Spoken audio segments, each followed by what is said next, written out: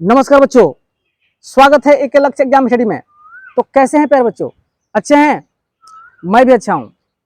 और बताइए तैयारी कैसे चल रही है? बढ़िया। चलिए, तो प्यारे बच्चों आज भी हम लोग पढ़ेंगे क्लास 9th मैथ का जो संख्या पद्धति चैप्टर है उसको हम आज पढ़ेंगे। जैसे हमारा पहला वीडियो जो आप लोग देख लिए होंगे, प्रश्नावली 1.2 यानी संख्या पद्धति का प्रश्नावली 1.2 चैप्टर है, वो प्रश्नावली हम बता दिए हैं। और आज जो है इस वीडियो में हम प्रश्नावली 1.2 डिस्कस करेंगे। यानी प्रश्नावली 1.2 का जितने भी सवाल है, जितने भी न्यूमेरिकल है, उसको एकदम विधिवत और विस्तार रूप से सॉल्व करेंगे। और उसमें जो भी ट्रिक है उस ट्रिक को ही बताएंगे, और साथ ही साथ उसमें जो भी महत्वपूर्ण चीजें हैं उसकी चर्चा और डिस्कस होगी। तो चलिए प्यारे बच्चों, जैसे आप लोग जानते हैं कि हम जो है एनसीईआरटी सरकारी बुक का सिलेबस जो है उसको लेकर के हम सॉल्व करा रहे हैं। इस क्रम में है, जैसे आप लोग देख रहे हैं कि इसी बुक का हम अध्ययन करा रहे हैं।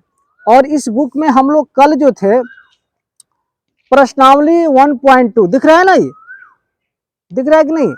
थोड़ा सा और जूम कर लेते हैं, यहाँ पे दिखाई देगा। तो प्रश्नावली 1.2 कल हम लोग कवर कर लिए थे, मतलब पहले वीडियो में। कल का मतलब पहला वीडियो, हमारा पहला वीडियो से मतलब है हम लोग कर लिए हैं पूरा 1 से लेकर 4 क्वेश्चन तक, पूरा उसको क्लियर एकदम समझा समझा करके पॉइंट टू पॉइंट कर लिए हैं। और जितना नंबर्स होते हैं, जैसे प्राकृतिक नंबर, जो प्राकृतिक संख्या होता है, पूर्ण संख्या होता है, परिमेय अपरिमेय, ठीक ना, भाज्य अभाज्य, आरोही अवरोही, सम विषम, सारा चीज हम बता दिए हैं उस वीडियो में। उसके बाद से सारा डिस्कस कराए हैं, इस प्रश्नावली को सॉल्व करा है। आज जो है प्यारे बच्चों हम जो है प्रश्नावली 1.2 जो है डिस्कस करेंगे। देख रहे हैं यहाँ पे प्रश्नावली 1.2, प्रश्नावली 1.2 देख लीजिए यहाँ पे, ये जो है प्रश्नावली 1.2 आज हम लोग शुरू करेंगे। शुरू करने से पहले इसमें कुछ दिया हुआ है उसको देख लेते हैं। इसमें अपरिमेय संख्याओं के बारे में बताया है। अपरिमेय संख्या कल भी हमने बताया था, लेकिन आज भी हम बताएंगे, क्योंकि इस चैप्टर को शुरू करने से पहले अपरिमेय संख्या दिया हुआ है। तो थोड़ा सा यहाँ समझ लेते हैं प्यारे बच्चों कि अपरिमेय संख्या होता क्या है। चलिए यहाँ लिख लेते हैं अपरिमेय संख्या। अपरिमेय संख्या जिसको अंग्रेजी में इरेशनल नंबर बोलते हैं। अब देखिए, अपरिमेय संख्या वह संख्या होती है प्यारे बच्चों जो P/Q के रूप में नहीं लिखा जा सके। यानी इसको हम P/Q के रूप में नहीं लिख सकते हैं, लेकिन P/Q के रूप में नहीं लिखा जा सकता, नहीं लिखा जा सकता, परंतु Q equal to not zero. यानी कहने का मतलब यह है बच्चों कि Q equal to not zero, यानी Q का मान जीरो नहीं होना चाहिए। तो अपरिमेय संख्या का मतलब कि P/Q के रूप में नहीं लिखा जा सकता, परंतु Q equal to not zero. और इसका एग्जाम्पल जो है, दिख रहा है कि नहीं बच्चों? इधर दिख रहा है कि नहीं? कट तो नहीं रहा है? नहीं, ठीक है, ठीक है। चलिए, नहीं लिखा जा सकता। और एग्जाम्पल के तौर पे जो करणी में होता है प्यारे बच्चों, इसका मान जो है करणी में होता है। जैसे मान लीजिए करणी में 2, करणी में 3, करणी में 4। और जो करणी में हो और उसका मान जो है बाहर निकल जाए, जैसे मान लीजिए ये करणी में 4 बराबर इसका मान 2 हो जाएगा, तो ये अपरिमेय संख्या नहीं होगा, ये नहीं होगा प्यारे बच्चों।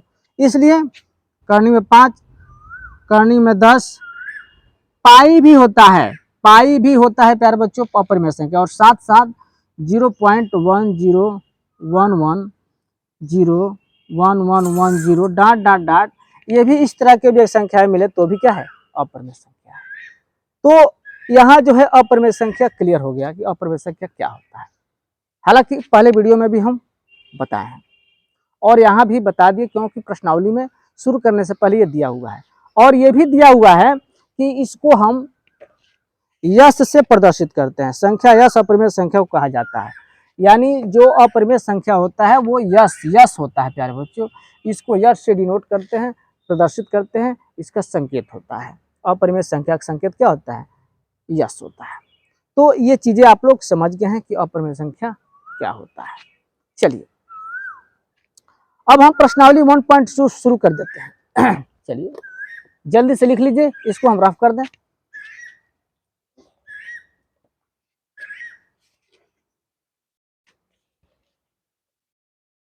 चलिए इसको रफ करते हैं।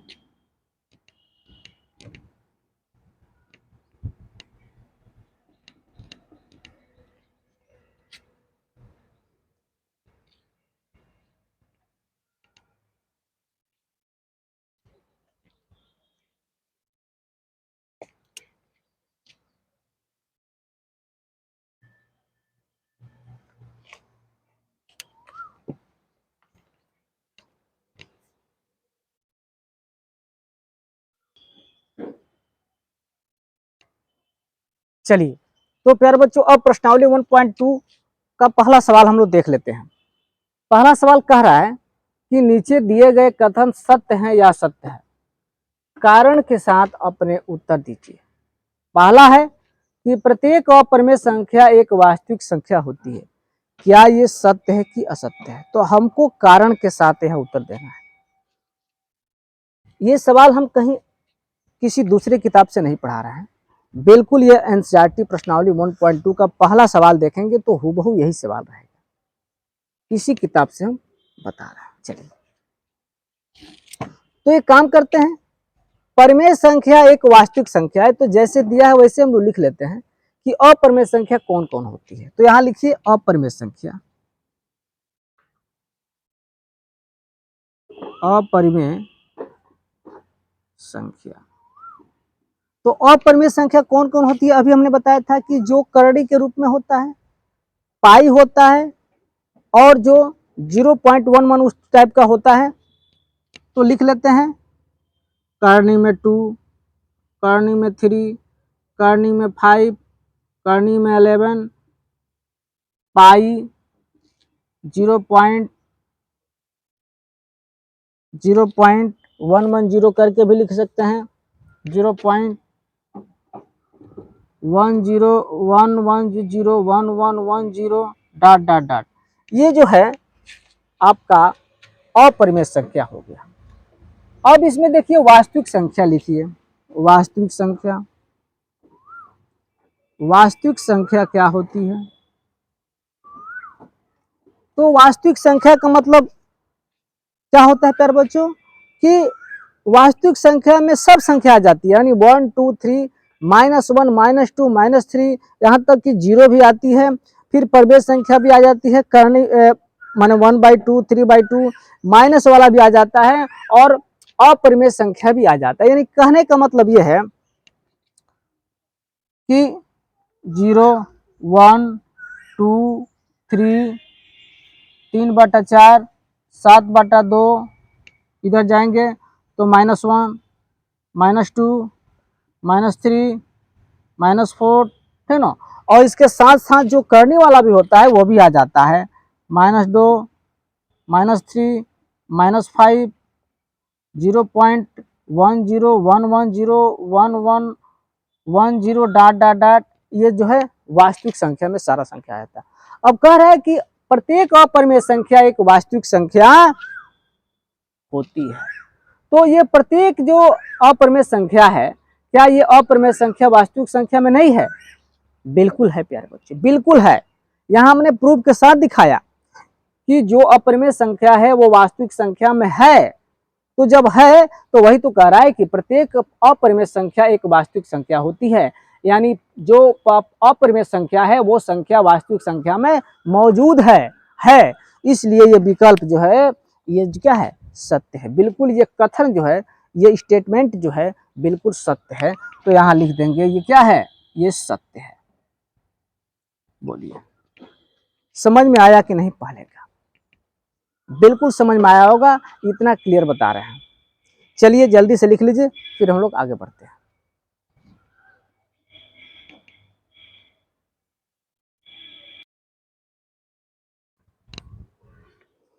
चलिए, तो अब हम लोग दूसरा क्वेश्चन देखते हैं। दूसरा क्वेश्चन कह रहा है कि संख्या रेखा का प्रत्येक बिंदु करणी में m के रूप का होता है, जहां m एक प्राकृतिक संख्या यानी नेचुरल नंबर है। अब देखिए, संख्या रेखा, आप लोग जानते हैं कि संख्या रेखा, थोड़ा सा हम बता दें यहाँ पे कि संख्या रेखा क्या होता है। यहाँ हम समझाने का प्रयास कर रहे हैं। ये मान लीजिए मूल बिंदु है, इधर +1 +2 +3 +4 +5, इधर जाएंगे तो -1 -2 -3 -4 -5 ऐसे होता है। अब देखिए, संख्या रेखा का प्रत्येक बिंदु करणी में m के रूप का होता है, यही हमको दिखाना है। तो चलिए, यहाँ जो है लिख लेंगे कि करणी में m जो है, ये m जो है एक प्राकृतिक संख्या है, यानी जो m है, यहाँ किताब हम रखे हुए हैं यहाँ पे, ये यहाँ पर लिखा हुआ है कि m जो है करणी के रूप का होता है। तो देख चलिए यहाँ देख लेते हैं, m एक प्राकृतिक संख्या है, एक प्राकृतिक संख्या है प्यारे बच्चों। अब देखिए, अप्राकृतिक संख्या आप लोग समझ रहे हैं कि m बराबर 1 2 3 4 5 ये नेचुरल नंबर है। इसका मतलब अर्थात m equal to 1 2 3 4 5 dot dot dot, ये हो गया यहाँ पे m का मतलब। अब हम क्या करते हैं कि m के जगह पर 1 2 3 4, हाँ लेकिन 1 को छोड़ करके प्यार बच्चों, 1 को छोड़ करके हम सॉल्व करते हैं। तो चलिए कर लेते हैं।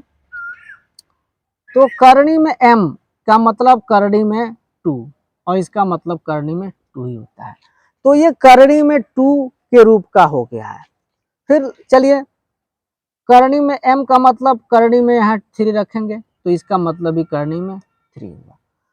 फिर करणी में m का मतलब करणी में 4, लेकिन हम देख रहे हैं यहाँ पे कि ये तो बाहर आ जाएगा कि 4 का वर्गमूल जो है 2 आ जाएगा। तो क्या ये जो करणी में m है सब करणी में है? कह रहा है ना कि संख्या रेखा का प्रत्येक बिंदु करणी में m का रूप का होता है, लेकिन क्या ऐसा हुआ?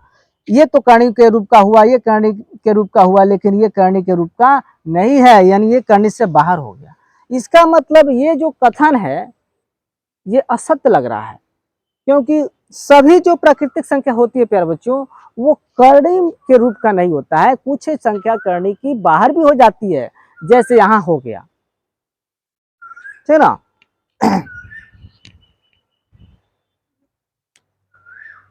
थोड़ा सा यहाँ दिख नहीं रहा है, चलिए यहाँ हम एडजस्ट करते हैं, यहाँ दिख नहीं रहा है। चलिए यहाँ इस चीज को हम यहाँ लिख लेते हैं।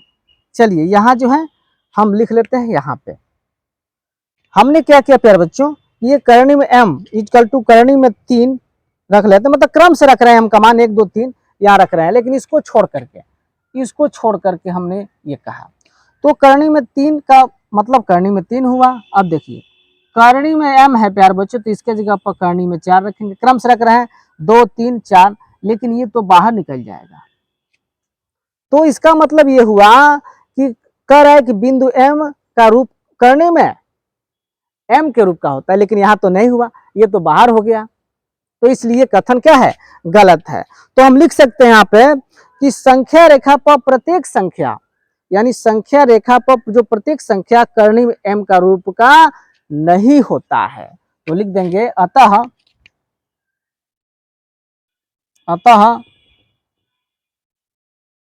संख्या रेखा पर प्रत्येक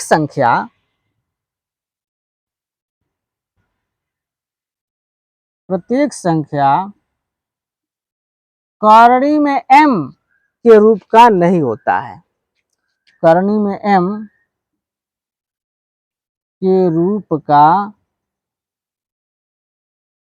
नहीं होता है। जैसे यहां से पता चल गया, यहां से पता चल गया, ठीक ना। तो इस तरह से हम नहीं होता है कि नीचे अंडरलाइन कर देंगे, और इस कथन को हम असत्य कहेंगे, क्योंकि ये कथन असत्य है। क्योंकि असत्य है, क्यों असत्य है? क्योंकि अगर करणी में m का रूप का होता तो ये बाहर नहीं निकलता ना, ये तो बाहर निकल गया। इसलिए संख्या रेखा पर प्रत्येक बिंदु कर्णीय में m का रूप का नहीं होता है, कोई कर्णीय में होता है और कोई नहीं भी होता है, बाहर भी निकल जाता है।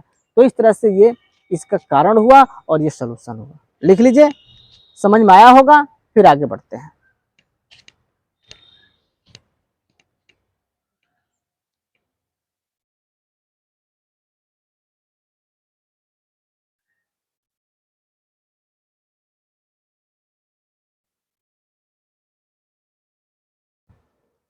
चलिए, तो अब हम लोग तीसरा क्वेश्चन देखते हैं। तीसरा क्वेश्चन कह रहा है कि प्रत्येक वास्तविक संख्या एक अपरिमेय संख्या होती है। बिल्कुल आसान है। ऐसा क्वेश्चन तो हम लोग प्रश्नावली 1.1 में भी किए हैं, कुछ 2 में भी कर रहे हैं, उसी क्रम में ये है। तो चलिए वास्तविक संख्या को लिख लेते हैं। अभी हमने वास्तविक संख्या बताया, तो लिख लीजिए वास्तविक संख्या।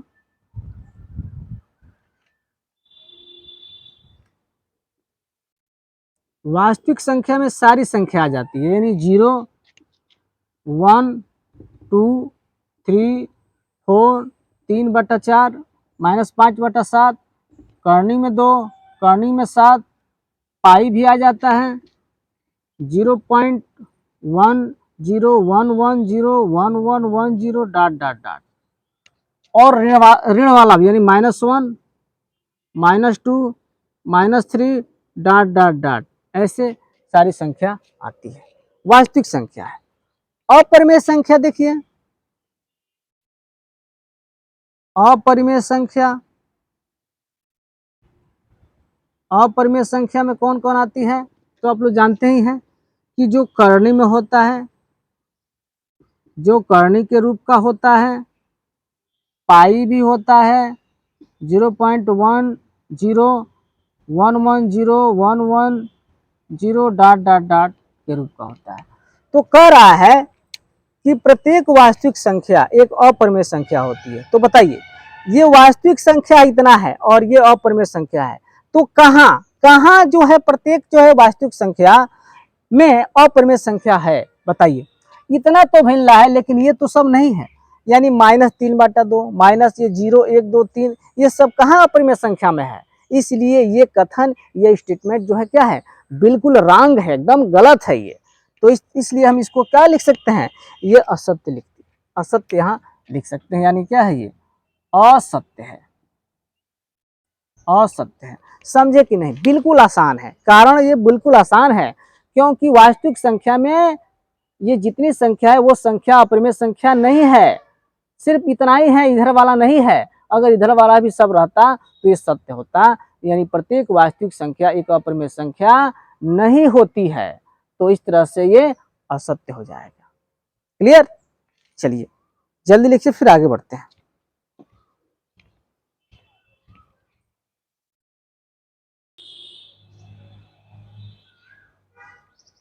चलिए, तो दूसरा क्वेश्चन देख लेते हैं। पहला क्वेश्चन हम लोग कंप्लीट कर लिए हैं। पहले क्वेश्चन में 3 क्वेश्चन था, फर्स्ट सेकंड थर्ड, तो वो कंप्लीट हो गया। दूसरा क्वेश्चन देखिए क्या कह रहा है। क्या सभी धनात्मक पूर्णांकों के वर्गमूल अपरिमेय होते हैं? क्या सभी धनात्मक पूर्णांकों के वर्गमूल अपरिमेय होते हैं? यदि नहीं, तो एक ऐसी संख्या के वर्गमूल का उदाहरण दीजिए जो एक परिमेय संख्या है। अब देखिए, कह रहा है कि सभी धनात्मक पूर्णांक, तो यहाँ जानते हैं कि जो पूर्णांक होता है, जो पूर्णांक होता है प्यारे बच्चों, वो 2 तरह के होता है। यहाँ एकदम क्लियर और स्पष्ट शब्दों में बताया है, वो 2 तरह का होता है। एक क्या होता है? एक होता है धनात्मक पूर्णांक, यानी धन पूर्णांक, एक होता है ऋणात्मक पूर्णांक। तो यहाँ लिखेंगे धनात्मक पूर्णांक, धनात्मक पूर्णांक। और धनात्मक पूर्णांक में क्या होता है? धन वाला होता है, यानी 1, 2, 3, 4, यानी प्लस वाला लिख देंगे तो ये सब क्या होगा? धन वाला हो जाएगा, डाट डाट डाट। और ऋणात्मक पूर्णांक, ऋणात्मक पूर्णांक, जो ऋणात्मक पूर्णांक होता है प्यारे बच्चों, होता है -1, -2, -3, -4 डाट डाट डाट। समझ में आ रहा है? यानी हम 0 भी शामिल कर सकते हैं इसमें, कोई दिक्कत नहीं है, 0 भी शामिल कर सकते हैं। अब बताइए क्या कह रहा है कि क्या सभी धनात्मक पूर्णांकों का वर्गमूल अपरिमेय होता है। अब चेक कर लेते हैं, यदि नहीं, चलिए अब हम चेक कर लेते हैं। कहने का मतलब यह है कि ये मान लीजिए करणी में 2, इसका वर्गमूल निकालेंगे तो करणी में 2, करणी में 3 तो करणी में 3, करणी में 4 तो ये हो जाएगा इसका 2। नीचे दिख रहा है ना प्यारे बच्चों, थोड़ा सा देख लीजिए, दिख रहा है? हाँ दिख रहा है। चलिए तो अब हम यहाँ तो पता चल गया कि नहीं, सभी धनात्मक पूर्णांकों के वर्गमूल अपरिमेय होते हैं, यदि नहीं तो नहीं होते हैं। ये तो क्लियर हो गया कि नहीं होते हैं प्यारे बच्चों। अब देखिए तो कह रहा है कि एक ऐसी संख्या का वर्गमूल का उदाहरण दीजिए जो एक परिमेय संख्या है। तो यहाँ देखिए ये जो है ये हमको मिल गया क्या, ये संख्या जो हमको मिल गया वो मिल गया परिमेय संख्या। बोलिए यही मिल गया हमको परिमेय संख्या। तो ये एग्जाम्पल तो हो गया ना, ये एग्जाम्पल हुआ कि नहीं। तो लिख सकते हैं यहाँ, लिख सकते हैं यहाँ करणी में 4 का वर्गमूल 2 है। लिख सकते हैं यहाँ करणी में 4 का वर्गमूल 2 है, जो कि एक परिमेय संख्या है, जो कि एक परिमेय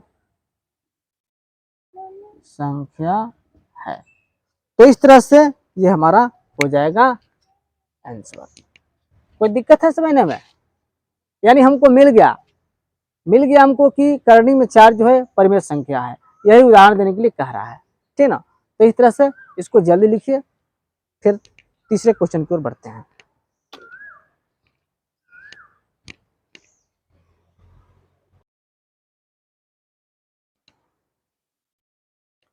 तो अब तीसरे क्वेश्चन की ओर हम लोग बढ़ते हैं। तीसरा क्वेश्चन कह रहा है कि दिखाइए कि संख्या रेखा पर करणी में 5 को किस प्रकार निरूपित किया जा सकता है।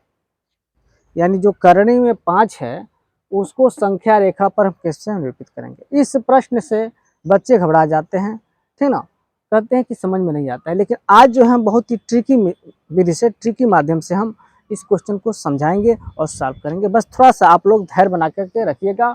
और इसके लिए स्केल, पेंसिल और कंपास यानी लंगड़ा प्रकार जिसको बोलते हैं, ये साथ में ले लीजिएगा, ठीक ना, क्योंकि इसको बनाना पड़ेगा, समझना पड़ेगा। चलिए देखिए, सबसे पहले एक संख्या, एक रेखा खींच लीजिए। चलिए एक रेखा हमने खींच लिया यहाँ पे, और इस पे जो है संख्या रेखा दिखा दीजिए 0, 1 और हाँ ये जो है 1-1 सेंटीमीटर का रहेगा। कितने सेंटीमीटर का? 1 सेंटीमीटर का। देखिए अब हमारे पास स्केल तो है, हमारे पास स्केल है, इसको हम बताएंगे। देखिए 0 से शुरू है, 0, 1, 2, 3, 4, 5, 6, 7, 8, 9, 10, 11, 12, 13, 14, 15, 16 यानी ये 16 सेंटीमीटर है। लेकिन ये जो है हम 1-1 सेंटी का लेंगे, थोड़ा सा हम बड़ा लेंगे इसमें हम दिखाने के लिए, क्योंकि छोटा लेंगे तो समझ में आएगा नहीं, ठीक ना, बहुत छोटा हो जाएगा। इसलिए इसमें हम थोड़ा बड़ा लेंगे। आप लोग कॉपी में एकदम 1-1 सेंटीमीटर का लीजिएगा, नहीं तो कहिए तो मैं छोटा ही ले लूँ। बोलिए समझ में तो नहीं आएगा, लेकिन छोटा हो जाएगा हमारे लिए बताना। तो इसलिए ये 1-1 सेंटीमीटर का रहेगा, याद रखेंगे, ठीक ना। 2 एकदम बराबर खाना 1 सेंटीमीटर का, 3, 4, 5, 6 और इधर आएंगे तो क्या होगा, -1, -2, -3, -4 ऐसे होता जाएगा। -1, -2, -3, -4, -5 1-1 सेंटीमीटर का। अब देखिए क्या करते हैं, अब यहाँ हम 0 से लेते हैं। कहाँ से लेंगे? 0 से लेंगे, लेकिन 1 सेंटीमीटर यहाँ लेंगे, ऐसे तिरछा लेके चलेंगे 1 सेंटीमीटर, ठीक ना, 1 सेंटीमीटर ही लेंगे। आप लोग 1 सेंटीमीटर लेने का प्रयास करेंगे। हमने मान लीजिए यहाँ 1 सेंटीमीटर ले लिया इधर, और फिर 1 सेंटीमीटर ऐसे तिरछा हमने लिया, ऐसे लिया, और फिर इसको यहाँ से यहाँ तक मिला देंगे। तो ये देखिए ये 1 है, ये भी 1 है, तो ये क्या हो जाएगा, 1 का स्क्वायर धन 1 का स्क्वायर यानी करनी में 2 हो जाएगा। ध्यान देंगे, यहाँ थोड़ा सा दिक्कत होगा, थोड़ा सा एडजस्ट करना पड़ेगा। कैसे ये हो रहा है इसको आपको समझना होगा, है ना। तो ये हो गया। अब क्या करेंगे, फिर से हमको करनी में 5 चाहिए ना, तो करनी में 2 हो गया, फिर करनी में 3, फिर करनी में 4, फिर करनी में 5 तक करेंगे। चलिए थोड़ा एक काम कीजिए, थोड़ा इसको सही कर लीजिए। ऐसे इतना नहीं बल्कि ऐसे चलेंगे, ठीक ना, ऐसे चलेंगे, ऐसे चलेंगे। तो ये हो जाएगा आपका इतना, एक ये 1 सेंटीमीटर, ये 1 सेंटीमीटर, ये करनी में 2 हो जाएगा। अब फिर क्या करेंगे, फिर ऐसे चलिए 1 सेंटीमीटर, और फिर यहाँ से ऐसे मिलाइए, तो ये करनी में 3 हो जाएगा, ये वाला, ठीक। फिर क्या करेंगे, नाप करके 1 सेंटीमीटर फिर चलेंगे ऐसे, फिर क्या करेंगे, फिर इसको मिलाएंगे, तो ये करनी में 4 हो जाएगा।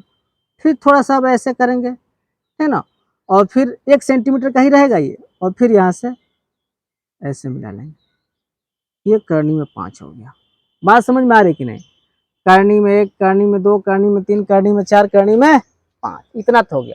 ये सब 1-1 सेंटीमीटर का है, 1 1 1। अब क्या करेंगे, अब हमको करना है क्या, अब यहाँ से अब ये चाप लगाएंगे, क्योंकि यहाँ स्केल से थोड़ा सा, स्केल और कंपास थोड़ा सा हमारे पास है ना, पेंसिल भी है, थोड़ा सा आपको हम संकेत कर दें यहाँ पे। हालांकि हमारा यहाँ से क्लियर हो नहीं पाएगा, आप लोग समझ रहे हैं कि कैसे मैं बताने का प्रयास कर रहा हूँ। चलिए अब यहाँ क्या करेंगे, यहाँ से अब क्या करेंगे, यहाँ केंद्र मान करके, और फिर यहाँ से अब यहाँ से ऐसे ऐसे इसको केंद्र मानेंगे, इसको केंद्र मान करके, और यहाँ से इस दूरी का और यहाँ से ये चाप लगाएंगे। अब ये अगर आपका माप सही होगा, अगर माप सही होगा तो ये बिल्कुल जो है यहाँ 1 के थोड़ा सा आगे आएगा, मतलब यहाँ आएगा, ठीक ना। हम बता दे रहे हैं यहाँ पे कि इसको केंद्र मान करके और ऐसे कर लेंगे, तो ये यहाँ पर आएगा, यहाँ पर आएगा, ठीक। ये हो गया करने में। फिर इसको केंद्र मान करके, इसको केंद्र मान करके और इसको करेंगे, तो ये यहाँ लगभग आ जाएगा। फिर ये इसको केंद्र मान कर फिर करेंगे, तो ये 2 के ही पास आएगा, क्योंकि करनी में 4 का वर्गमूल 2 होता है। और फिर इसको केंद्र मान करके ऐसे चाप लगाएंगे, तो ये जो है लगभग इतना आएगा। कहने का मतलब कि ये जो है बिल्कुल चाप लगाने के बाद इसके इक्वल ही आना चाहिए।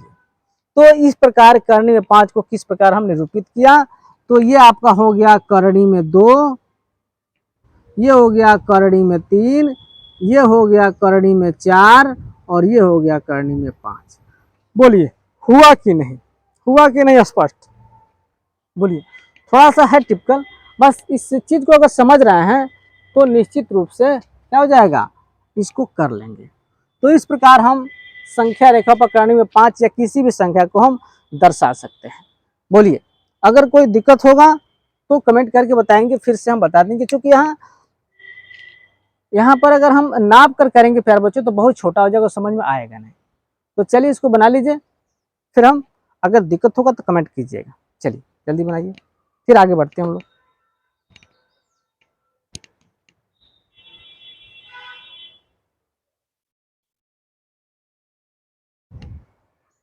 चलिए अब हम लोग चौथे क्वेश्चन की ओर बढ़ते हैं, और लास्ट क्वेश्चन है ये प्रश्नावली 1.2 का।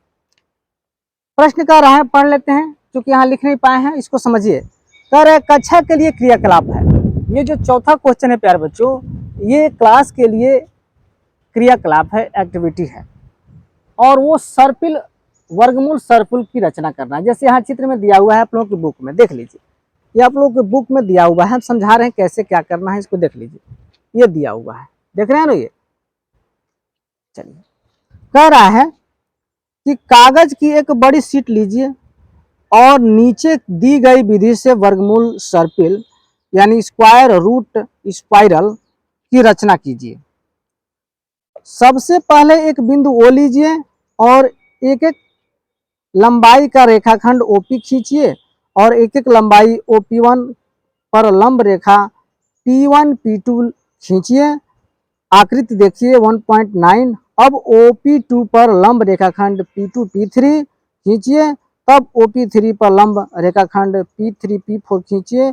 इस प्रक्रिया को जारी रखते हुए OPN-1 पर एक एक लंबाई वाला एक रेखाखंड खींचकर आप रेखाखंड PN-1 PN प्राप्त कर सकते हैं।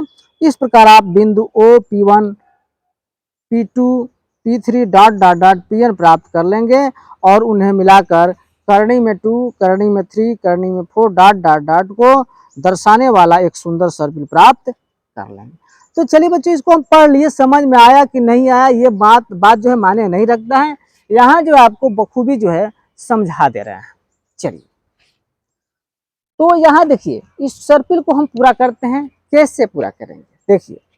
अब देखिए, ये जो है बना दिया है, आप लोग जानते हैं, ये दिया हुआ है। ये जो है करनी में 2 है, ये आपका करनी में 2 है, ये करनी में 3 है, ये आपका ऐसे दे दिया है, यानी समकोण दे दिया है। इसको पूरा करना है, तो पूरा कीजिए। 1-1 सेंटीमीटर का खींचना है, ये भी 1 सेंटीमीटर। अब इसको मिलाइए, तो यहाँ मिलाएंगे तो ये करनी में 4 होगा। फिर खींचिए ऐसे 1 सेंटीमीटर का, फिर मिलाइए तो ये हो जाएगा करनी में 5। फिर खींचिए ऐसे, ये हो जाएगा 1 सेंटीमीटर। फिर इसको मिलाइए तो ये करनी में 6 हो जाएगा। फिर खींचिए 1 सेंटीमीटर का, दिख रहा है ना, और फिर इसको मिला देंगे, ये हो जाएगा करनी में 7। फिर खींचिए 1 सेंटीमीटर का, फिर मिलाइए, ये हो जाएगा करनी में 8। फिर खींचिए 1 सेंटीमीटर का, फिर मिलाइए, ये हो जाएगा करनी में 9। फिर खींचिए 1 सेंटीमीटर का, फिर मिलाइए, ये हो जाएगा करनी में 10। फिर खींचिए, फिर मिलाइए, ये हो जाएगा करनी में 11। फिर खींचिए, फिर ऐसे मिलाइए, ये हो जाएगा करनी में 12। फिर 1 सेंटीमीटर खींचिए, फिर मिलाइए, ये हो जाएगा करनी में 30। फिर खींचिए, फिर मिलाइए, ये हो जाएगा करनी में 14। फिर खींचिए और फिर मिला दीजिए ऐसे। तो इस तरह से प्यारे बच्चों देख रहे हैं, थोड़ा सा मिसप्रिंट ये हो रहा है कि ये जो सट जाना चाहिए, ये बिल्कुल सटना चाहिए। कहने का मतलब ये है, थोड़ा सा नाप जो हमारा गलत हो रहा है ना, इसके वजह से हो रहा है। ये पूरा ऐसे जाना चाहिए, ठीक ना, ऐसे जाना चाहिए प्यारे बच्चों, ऐसे जाना चाहिए। थोड़ा सा गलत हो रहा है, इसके वजह से ऐसे जाना चाहिए, ठीक ना। तो अब देखिए, P1 P2 P3 ये हो जाएगा P4 P5 P6 P7 P8 P9 P10 P11 P12 P13 P14 P15। ये P1 से शुरू है, P15। तो इस तरह से ये हमारा क्या बना प्यारे बच्चों, ये बना क्या, यही तो वर्गमूल सर्पिल है, ये वर्गमूल सर्पिल बन गया। तो इस तरह से प्यारे बच्चों, अब ये ऐसे ही करना है, इसमें बहुत कुछ करना नहीं है। अगर समझ रहे हैं इस बात को, तो जो बुक में दे रहा है उसको करने में कोई दिक्कत नहीं है। देख रहे हैं ना, इस तरह से वर्गमूल सर्पिल की रचना हमने कर दिया प्यारे बच्चों। ये रचना है, यहाँ लिख सकते हैं कि वर्गमूल सर्पिल की रचना, यहाँ लिख देंगे वर्गमूल सर्पिल की रचना। नीचे दिख रहा है कि नहीं प्यारे बच्चों, थोड़ा सा हम देख लें, दिख रहा है कि नहीं। हाँ दिख रहा है, चलिए दिख रहा है। ये वर्गमूल सर्पिल की रचना है प्यारे बच्चों, सुंदर से लिख दें, सर्पिल की रचना, ठीक ना। तो इस तरह से उम्मीद है प्यारे बच्चों कि ये जो है बताए हुए चीज समझे होंगे और ये सारा चीज जो है क्लियर हो गया होगा। तो प्रश्नावली 1.2 में इतना ही सवाल है। तो इस तरह से हमारा प्रश्नावली 1.2 समाप्त होता है। फिर जो है नेक्स्ट वीडियो में हम प्रश्नावली 1.3 लेकर आएंगे जो है वास्तविक संख्या और उसके दशमलव प्रसार, नेक्स्ट वीडियो में लेकर आए हैं। और ये हमारा वीडियो कैसे लगा प्यारे बच्चों, कमेंट बॉक्स में जरूर कमेंट करेंगे। और जो भी कोई दिक्कत हो, त्रुटि को समझ में नहीं आया होगा, कमेंट बॉक्स में जरूर कमेंट करेंगे। और कहीं भी फॉल्ट हो, कहीं भी दिक्कत हो प्यारे बच्चों, तो जरूर हमको कमेंट करके बताएंगे। और हमारे चैनल पर नए हैं तो प्लीज़ हमारे चैनल को सब्सक्राइब कर दीजिए, ताकि हमारा जो भी वीडियो बने नोटिफिकेशन जाए सबसे पहले आपके मोबाइल पर जाए, और कोई भी दिक्कत हो तो कमेंट करेंगे। तो इस तरह से प्यारे बच्चों, ये हमारा वीडियो कैसा लगा जरूर बताएंगे। तब तक के लिए love you, bye bye, thank you.